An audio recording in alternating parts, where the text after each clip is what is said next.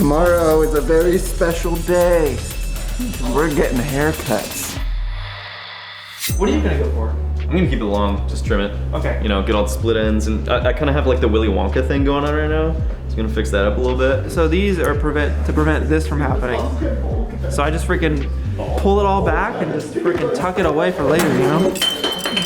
Hey, you guys are putting me to shame. I feel like my hair's not even that long. I was so desperate to get a haircut, I asked the makeup artist that I'm working with if she could just buzz my hair the last day. But then Christian came to us and was like, yo, I have the hookup on haircuts. Tomorrow.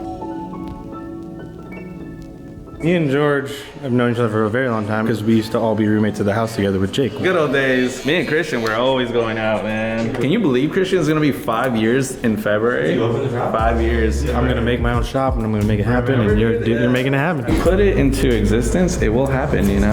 Why is it called Barcode?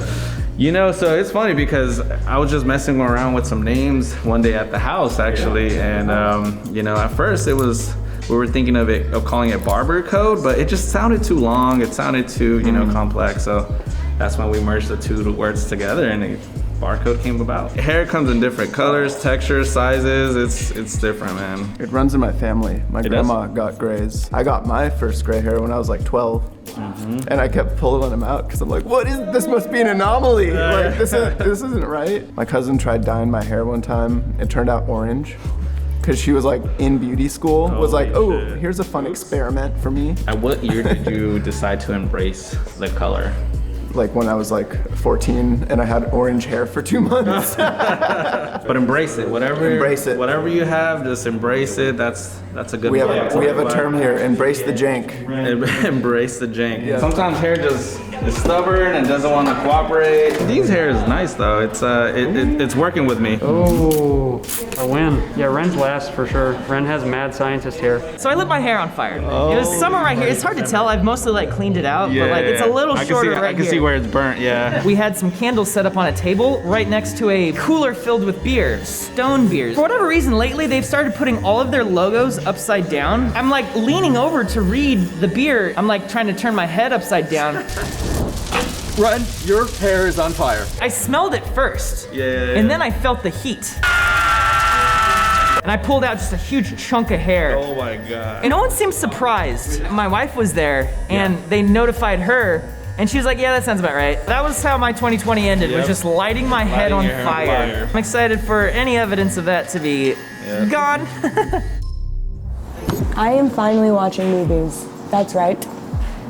I'm watching movies now. Could have something to do with the fact that The Office is no longer on Netflix. All of the Marvel. Mystic Pizza with Julia Roberts. I watched Okja. Have you watched Kodachrome with Elizabeth Olsen? Lighthouse? Yes! Something that I have been putting off for years now is learning Cinema 4D. I really want to get into it and get really good at it too. It's gonna happen this year, baby. Me putting off watching movies this whole time, I felt like I was lacking in knowledge of a world that I love. You know, so it didn't make sense that I wasn't taking the time to go and dive into these films and learn about the directors and camera. And my favorite part, after I watch the movies, is to go watch the BTS behind it so I can see just how they make it, and I love all of it. And so I feel much more complete.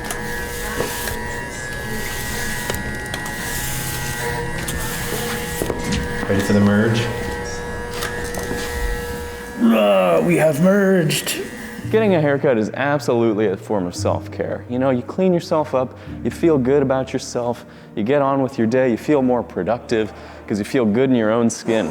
I don't have to do this all the time. I don't have to do this all the time. That will spread out to other people too, who like see that you're more confident because you're looking fresh. Haircuts have been hard to come by this year. A lot of things in society are shut down right now. If you haven't had a haircut in a while, don't feel bad about it. Literally, all of us have been there. I haven't had a trim since 2017.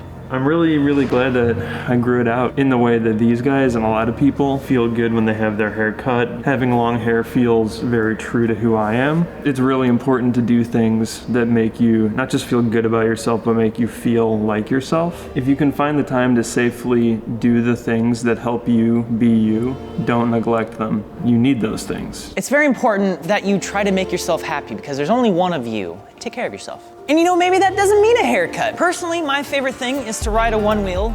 You know, you go on rides outside with friends. It's the small little things like that that help you feel better about yourself, and it can lead to higher self-esteem and all that stuff. Sometimes it's hard. It's really hard to find the motivation. Try to take care of yourself. Try to be compassionate with yourself. Thanks, man. Looks great. If you can find a way to do it safely, doing the thing that you've been putting off feels great. It can feel really good to do the thing you've been putting off. Sometimes it feels like it's a burden. You just gotta know when the stars align, it's time for you to sit down and finally do the thing you've been wanting to do for all these years. There's no time like the present to get started, so let's do it.